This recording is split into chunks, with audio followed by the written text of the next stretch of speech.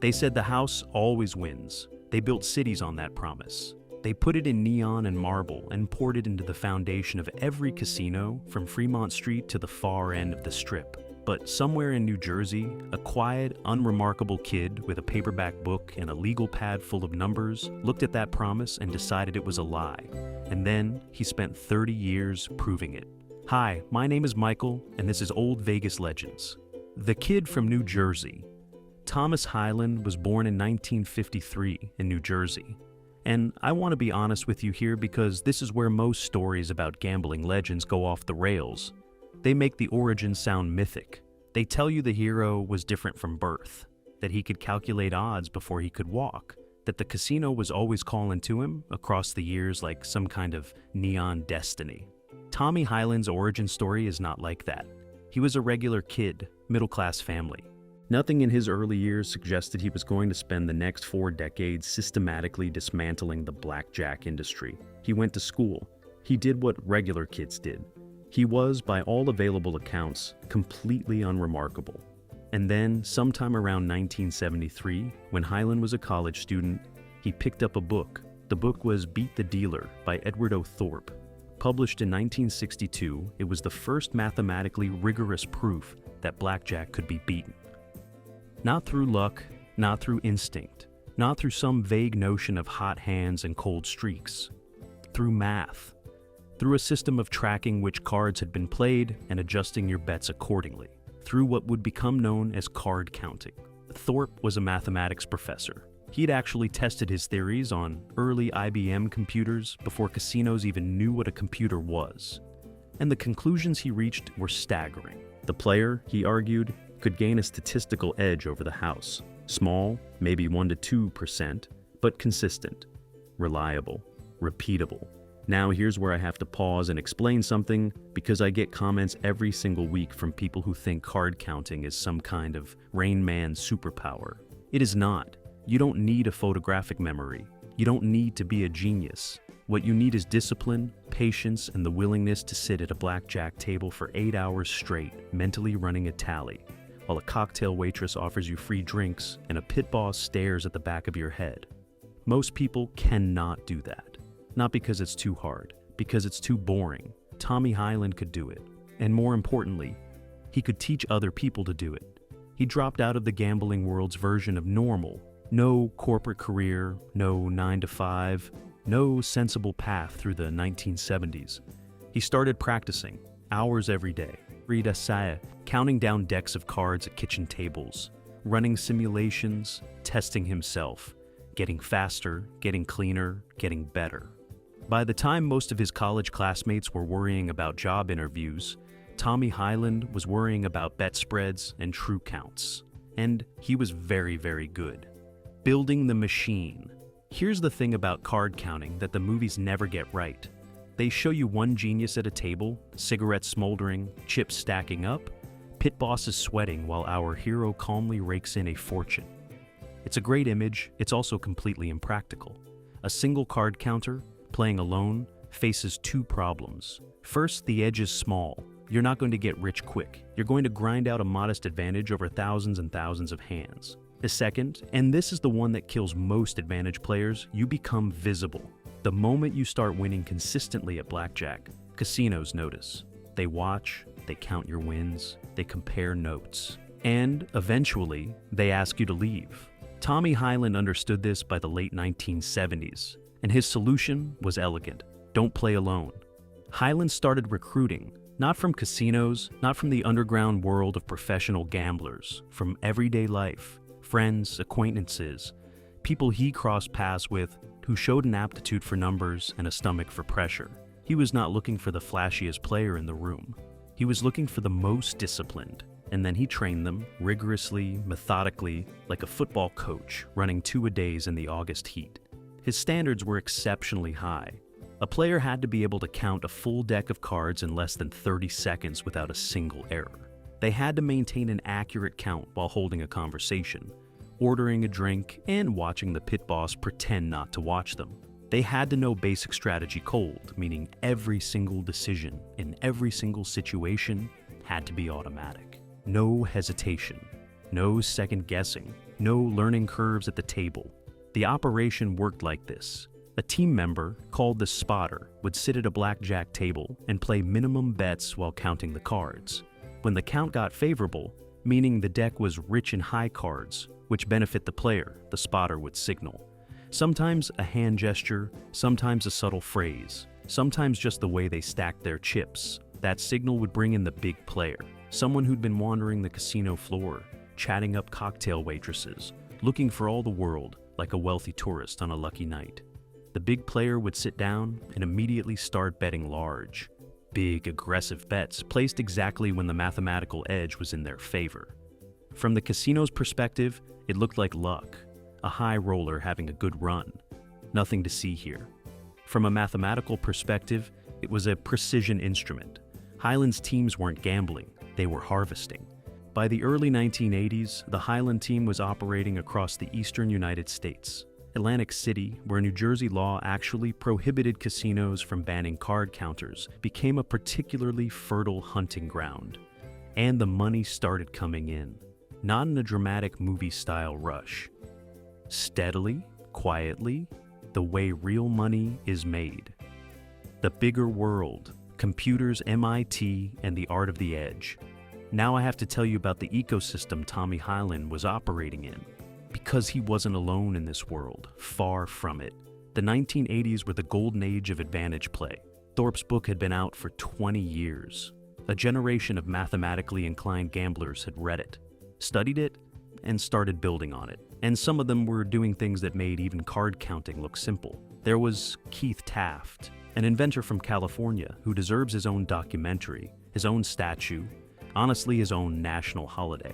Taft built the first wearable computer designed to beat casino games. We are talking about 1972.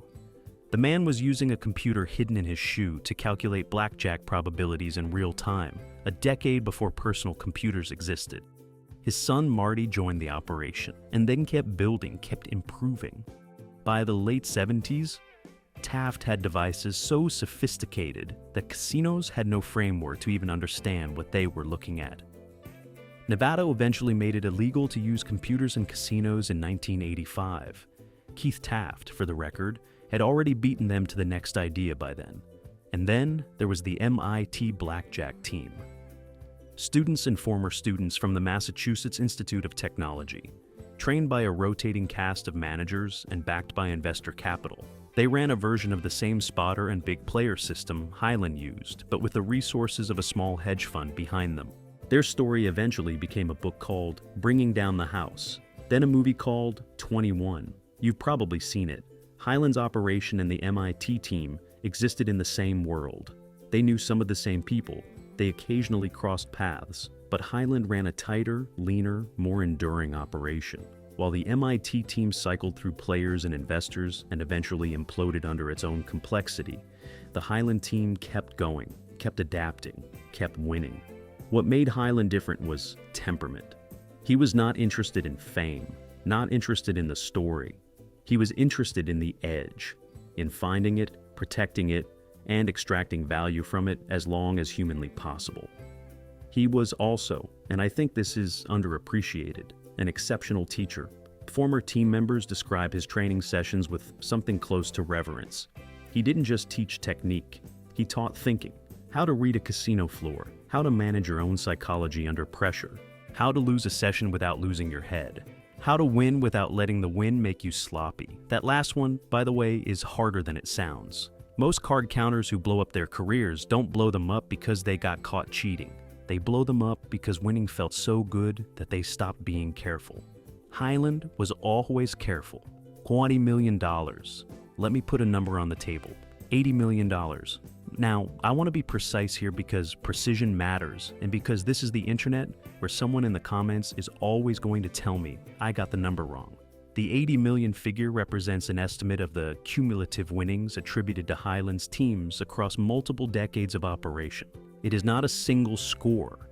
It is not a single year. It is the aggregate result of thousands of sessions, dozens of players, and decades of disciplined, systematic advantage play. But even spread across 40 years, it is an extraordinary number. And here's what makes it more extraordinary. They did it without ever breaking the law. The Highland teams moved constantly: Atlantic City, Nevada, Mississippi, the Caribbean.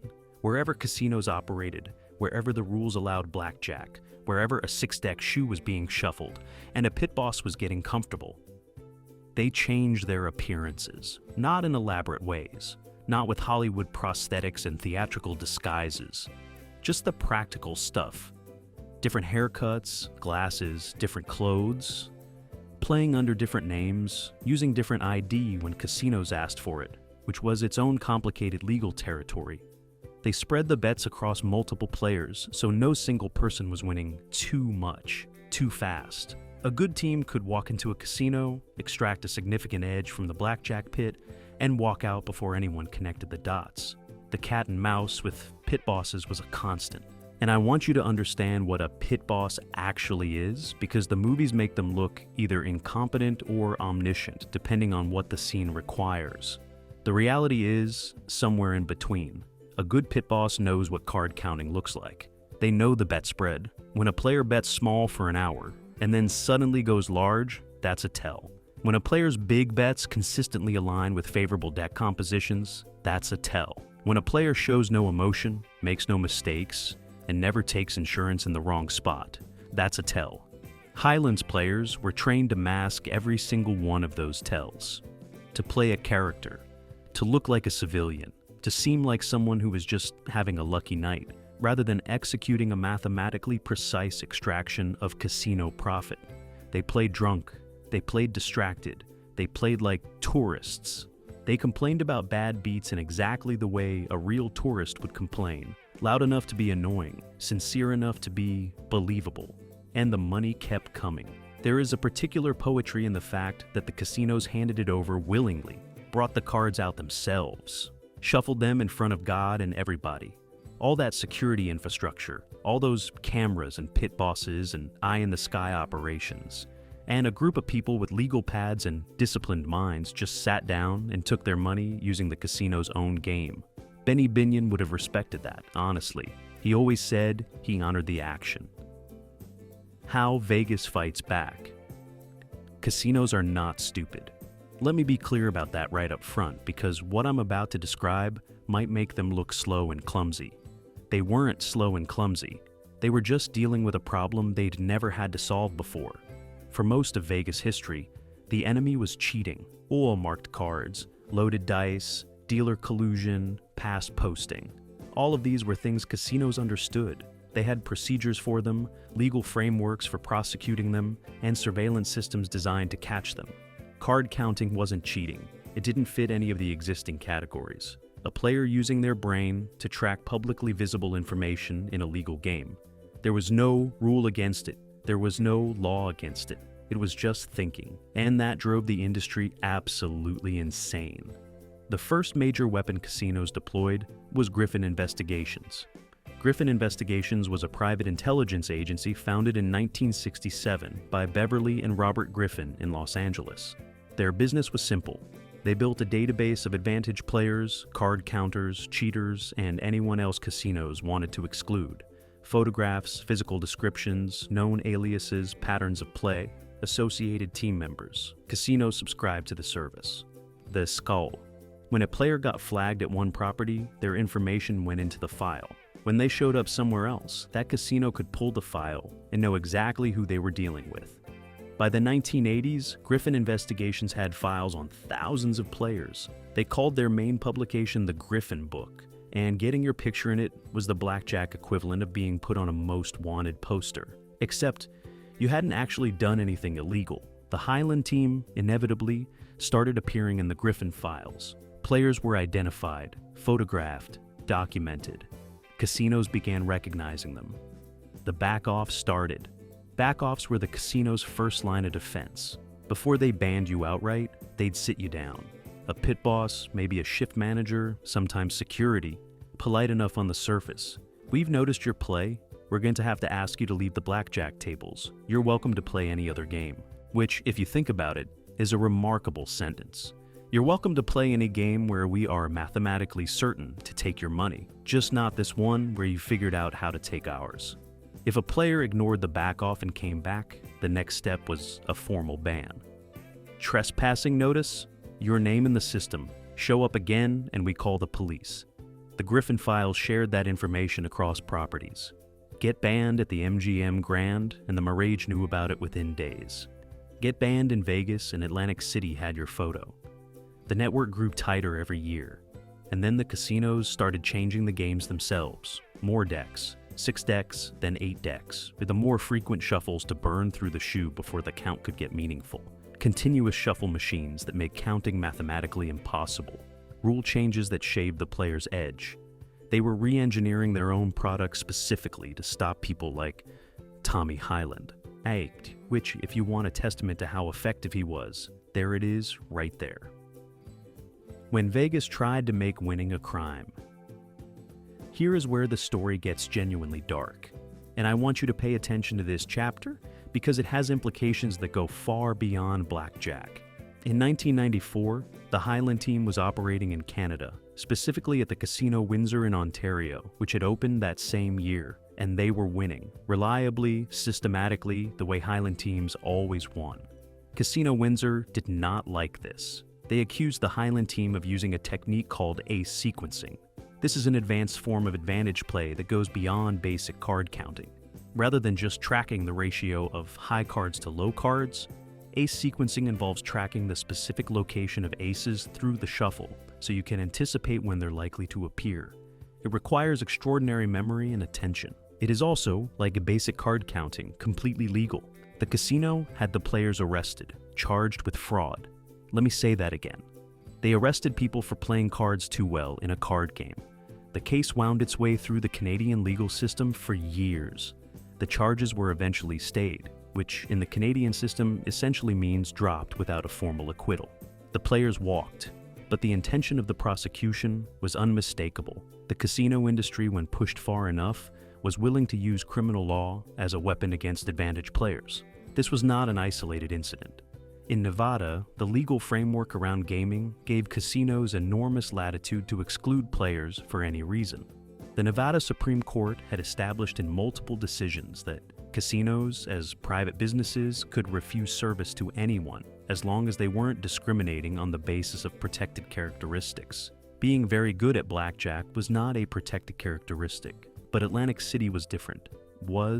New Jersey's Casino Control Act, enacted in 1977, was written with consumer protection principles that Nevada's framework lacked. Atlantic City casinos were prohibited from banning card counters outright.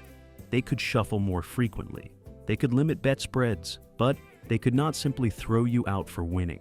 This made Atlantic City the card counter's paradise, and it made New Jersey a perpetual battleground between advantage players and the casino industry. Ken Houston, a legendary card counter who'd worked with Al Francesco, one of the pioneers of the team play, sued Atlantic City casinos for banning him in 1979. He won. The New Jersey Supreme Court ruled that casinos could not exclude skilled players. It was a landmark decision. It is also largely the reason why New Jersey casinos eventually turned to continuous shuffle machines and other countermeasures rather than bans. The Highland team navigated all of it. The Griffin files, the backoffs, the bans, the legal threats, the countermeasures. Every time a casino closed one door, Highland found another window, another property, another jurisdiction, another variation of blackjack where the rules were slightly more favorable and the surveillance was slightly less sophisticated. He was playing a much longer game than the casinos understood. They were trying to stop him today. He was planning for the next decade. The fall, banned everywhere, never broke. Eventually, the walls close in. By the late 1990s, facial recognition technology was beginning to enter casino surveillance systems. It was crude at first, slow and unreliable, but it was improving. A player who could fool a human pit boss in a busy casino could not necessarily fool a camera running facial recognition against a database of known advantage players. The Griffin files had grown into something massive. Thousands of photographs, hundreds of associated aliases. The network of subscribing casinos covered virtually every major gambling jurisdiction in the United States. Members of the Highland team started getting recognized faster. The window between walking onto a casino floor and being identified by surveillance was shrinking from hours to minutes. In some properties, players were being stopped at the door before they even reached the tables. Highland adapted. He kept a lower profile personally. He moved further toward the management side of the operation, training new players, developing strategy, staying off the casino floor where his own face had accumulated too much history. He sent players to jurisdictions where the Griffin network was thinner, regional casinos in states that had legalized gambling more recently, riverboats, tribal properties where the surveillance infrastructure was still being built, international markets. And here is where I have to give Tommy Highland credit for something that most people in his position never managed. He did not get greedy. The single biggest cause of death for advantage play operations is the moment the operator starts believing his own mythology, starts pushing harder than the math supports, starts taking risks that the edge doesn't justify. Highland never did that. Every decision he made was grounded in the same discipline that had built the operation in the first place. When a casino got too hot, you left. When a player got too recognized, you rested them. When the edge disappeared, you didn't chase it. He also stayed out of the legal catastrophes that swallowed other teams. The MIT operation eventually attracted investor lawsuits, management disputes, the kind of internal warfare that happens when large amounts of money and large numbers of egos occupy the same space. Highland ran a leaner operation with players who understood the terms of engagement. By the 2000s, Tommy Highland had been barred from virtually every major casino in the United States. His photographs sat in databases across the country. In some jurisdictions, he couldn't walk through a casino floor without being escorted out within minutes. And he was not broke, not even close. That is the part the casinos never advertised. They got him eventually, but they didn't get the money back. The legacy Griffin investigations, the private intelligence agency that had done so much to identify and track advantage players across the country, collapsed in 2005, not because of the casinos, because of a lawsuit. Two advantage players named James Grosjean and Michael Russo sued Griffin for defamation after the company published inaccurate information about them in its files. They won. Griffin filed for bankruptcy. The company that had been the casino industry's primary weapon against skilled players for nearly 4 decades was gone. It was a remarkable ending to a remarkable institution. And it was, in a quiet way, a victory for every player the Griffin files had pursued. But the surveillance infrastructure didn't disappear with Griffin. Casinos had their own systems by then. Better cameras, better databases, proprietary networks for sharing information about advantage players. The industry had internalized the lessons Griffin taught and built something more sophisticated and more permanent. The game had changed permanently. Tommy Highland is, at the time I'm recording this, still alive. He is one of the longest-running professional blackjack team managers in the history of the game. By the most conservative estimates, his operations have been running since the late 1970s. Over 4 decades of continuous operation. That is extraordinary. That is a career that most professional athletes, most entertainers, most business people could not match for sheer duration. He has given occasional interviews over the years, not many. He's not a man who enjoys the spotlight, but in the interviews he had given, a consistent picture emerges. He is thoughtful, precise, allergic to exaggeration. He doesn't make claims he can't support. He doesn't romanticize what he did. He played a game, he understood the math, he built a team, he won. And when they stopped him from winning in one place, he found another place. And when they stopped him there, he found another place after that. Some of the players Highland trained went on to significant careers of their own in the advantage play world. Others took the discipline and the analytical framework he taught them and applied it to other fields, finance particularly. The skills required to beat a casino at blackjack, the ability to identify and exploit statistical edges under pressure while managing variance and controlling your own psychology, turn out to be extremely useful in other contexts. There's a private joke in the advantage play community that goes something like this. Vegas spent 40 years trying to produce players who couldn't beat blackjack. Highland spent 40 years producing players who could. Vegas's players became problem gamblers. Highland's players became hedge fund managers. I'm not saying that's universally true, But it's not entirely wrong either. The broader legacy is this. Tommy Highland proved something that the casino industry did not want proven. The house edge is not inevitable. It is a mathematical construction. And mathematical constructions can be analyzed, understood, and under the right circumstances, reversed. The industry's response to that proof was instructive. They did not say, well played, like here is your money, the game was fair. They changed the rules, they built surveillance networks, they lobbied for legal frameworks that would let them criminalize skilled play. They deployed technology specifically designed to make their own game unbeatable. In other words, when the math stopped working in their favor, they stopped trusting the math. Think about that the next time someone tells you the house always wins. The house always wins, not because of some immutable law of the universe. The house always wins because the house writes the rules, owns the cameras, hires the lawyers, and controls the exit. Tommy Highland understood all of that. And for 4 decades, he found the gaps.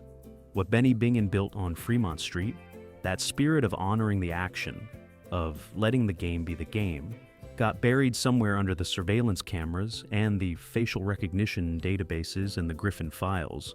The casinos that grew up in the 1980s and 90s and 2000s were not in the business of honoring action. They were in the business of protecting the edge, any way they could, and they were willing to make winning illegal to do it. The strip is still there. The neon is still burning. The shuffling machines are still running. And somewhere, in a casino that probably thinks it's safe, someone is sitting at a blackjack table with a legal pad full of numbers in their head, a disciplined mind, and a very long memory. The house always wins, until it doesn't. What part of this story got under your skin the most? Was it the 80 million? The criminal charges for playing cards too well? The way Vegas rewrote its own rules when the math turned against it? Tell me in the comments. I read every single one. And if you love finding the real stories behind the neon, the ones they don't put on the billboards or the documentaries or the casino floors themselves, hit subscribe, because every legend has a story, and Vegas never forgets.